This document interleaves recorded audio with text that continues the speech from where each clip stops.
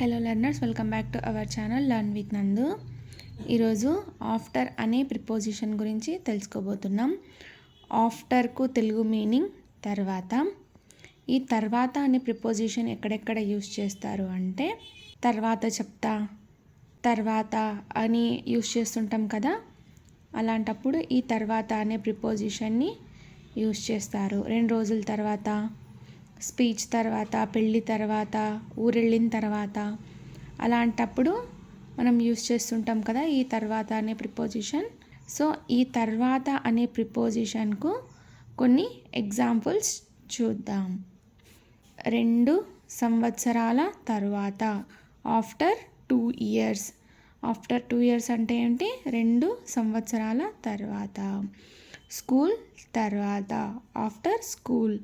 School తర్వాత రా meet అవుదాం అని అంటుంటారు కదా, అలాంటప్పుడు ఈ ఆఫ్టర్ అనే ప్రిపోజిషన్ యూజ్ అవుతుంది. క్రీస్తు పూర్వం తర్వాత, ఆఫ్టర్ క్రిస్ట్. అంటే ఆఫ్టర్ క్రిస్ట్ని ఏసీ అని షార్ట్ ఫామ్లో అంటుంటారు. మనం బుక్స్లో చూసి ఉంటాం ఈ ఏసీ అనేది.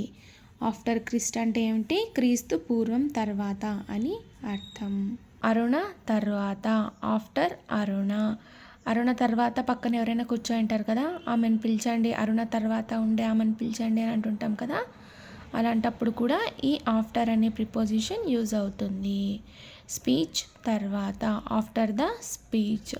స్పీచ్ తర్వాత రండి ఏమైనా మాట్లాడదామని అంటుంటారు కదా, అలాంటప్పుడు ఈ ఆఫ్టర్ అనే ప్రిపోజిషన్ యూజ్ అవుతుంది. పెళ్ళి తర్వాత, ఆఫ్టర్ మ్యారేజ్ అవుతుంది.